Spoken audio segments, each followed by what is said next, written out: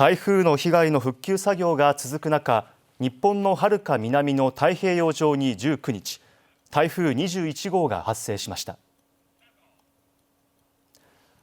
台風21号は中心気圧が985ヘクトパスカル、